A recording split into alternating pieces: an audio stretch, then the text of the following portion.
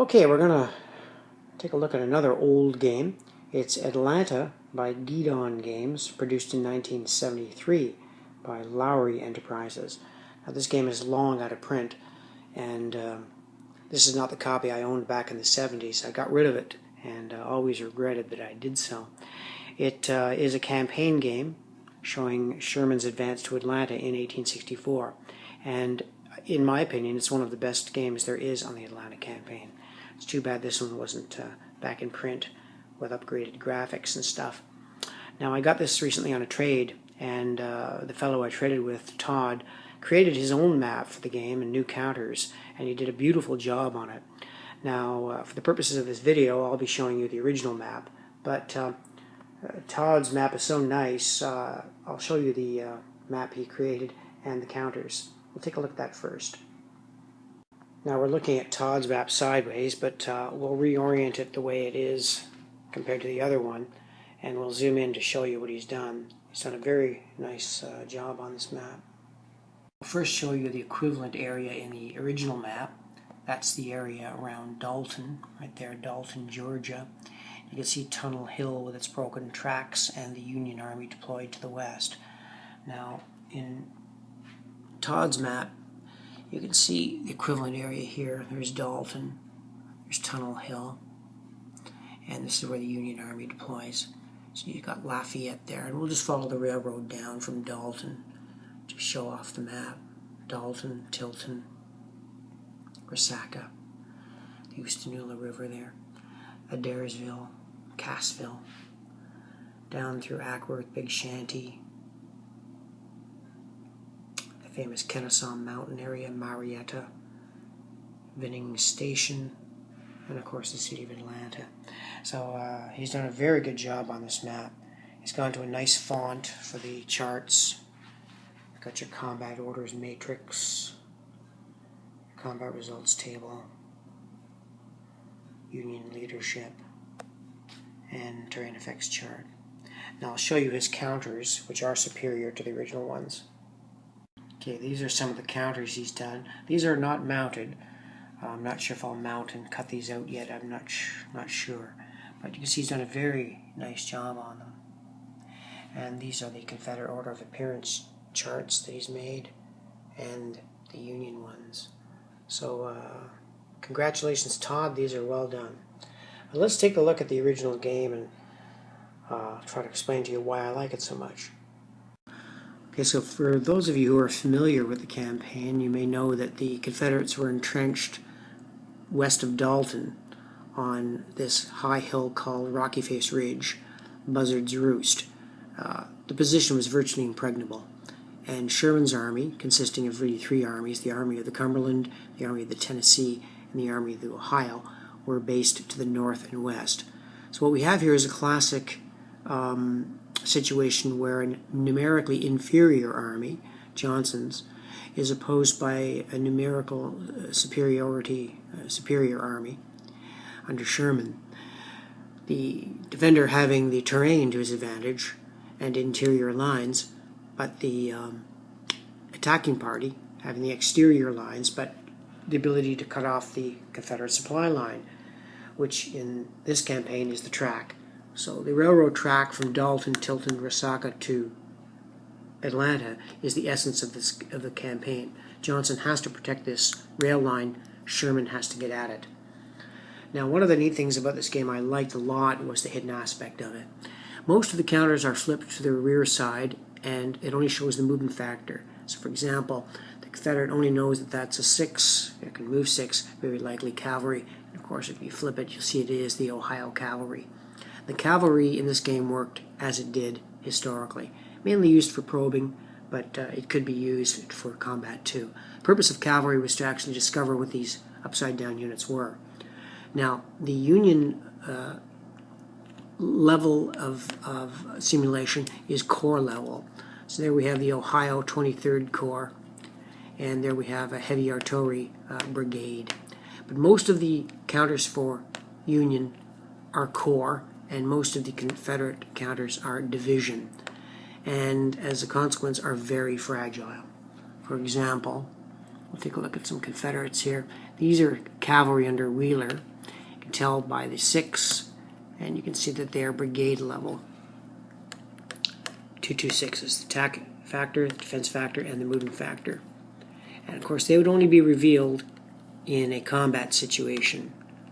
But we'll take a look here up north of Dalton. That's Hood's Corps, to show you a typical Confederate division. You can see Walthall's division, attack strength of 3, defense of 4, movement of 4.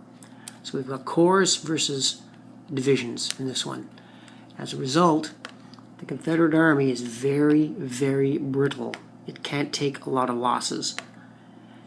Now the Union Corps can take a bit more, but any kind of losses in this game were rather critical, because you really couldn't bring the men back up to strength.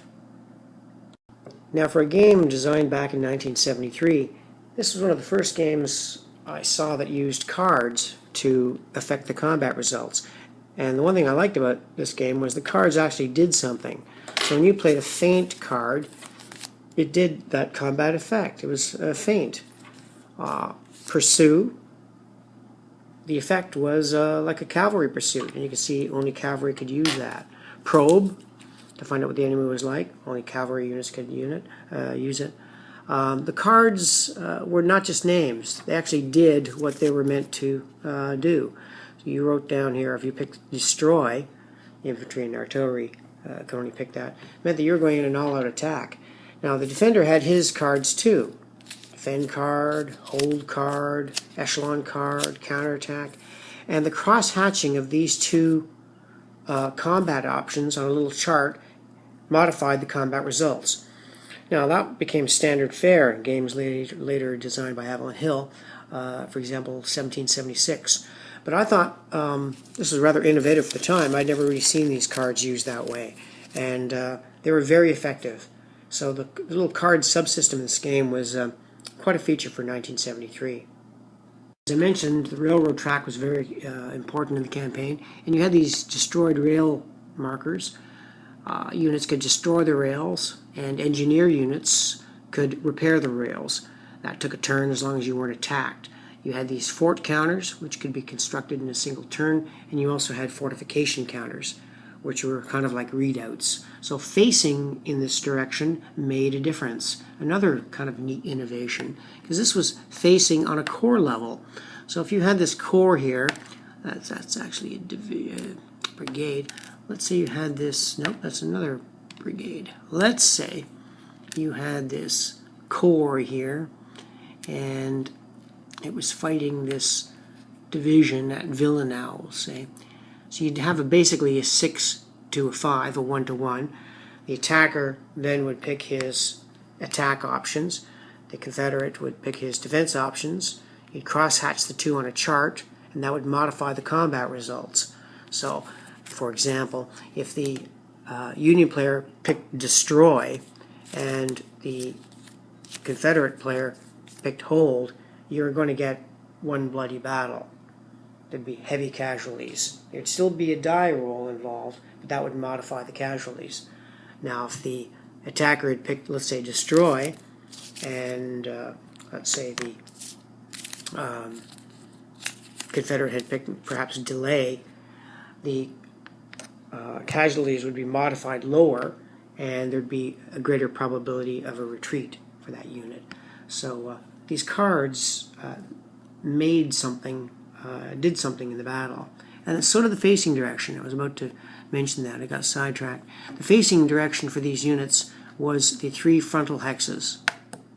Okay, and that was your front, that was your rear, and these were your flanks. And if you were hit from the front, you had your basic combat factor.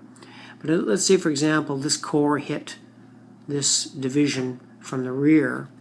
I believe the defense was halved. So instead of an 8 to 5, you'd have the equivalent of a 16 against 5, 3 to 1. So I thought it was kind of neat, the facing direction. And this is facing direction on a corps level. And that really made the game interesting too.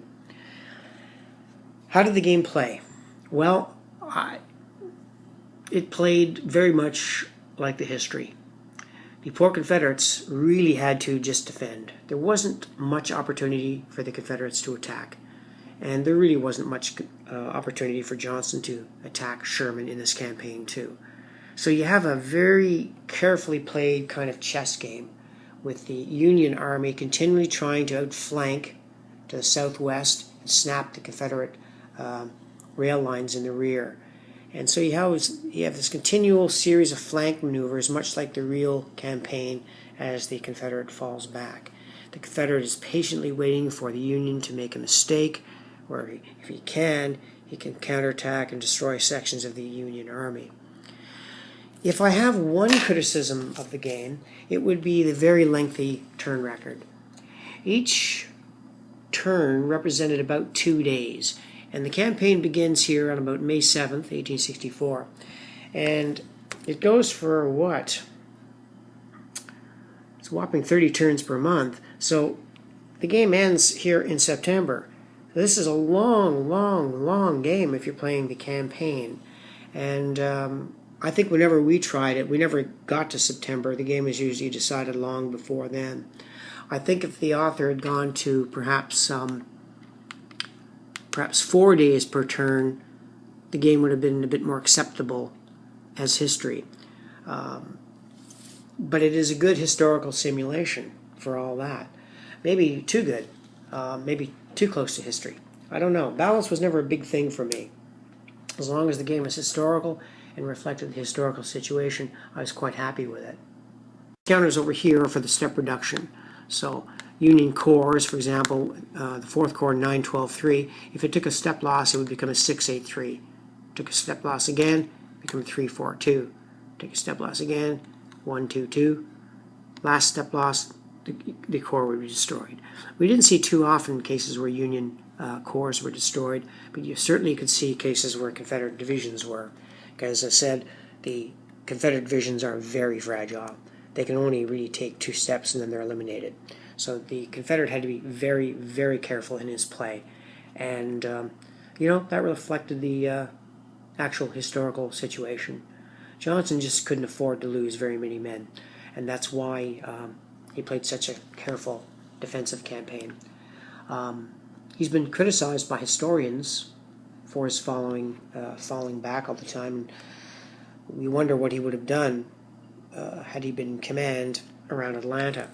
We know that Hood later took command at Atlanta. There was the terrific battles at Peachtree Creek where he counterattacked the Union Army and was repulsed. And of course later he lost the city.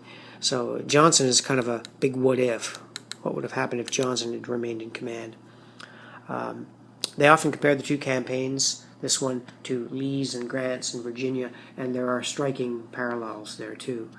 Lee, however, is never criticized in that campaign, while Johnson is heavily criticized in this one. But we're getting off into history there. As far as this game is concerned, I really like it. It is an old one. You can see the graphics are very primitive, virtually black and white. We have the dark blue rivers, kind of this brownish color for the mountains, and a basic white map.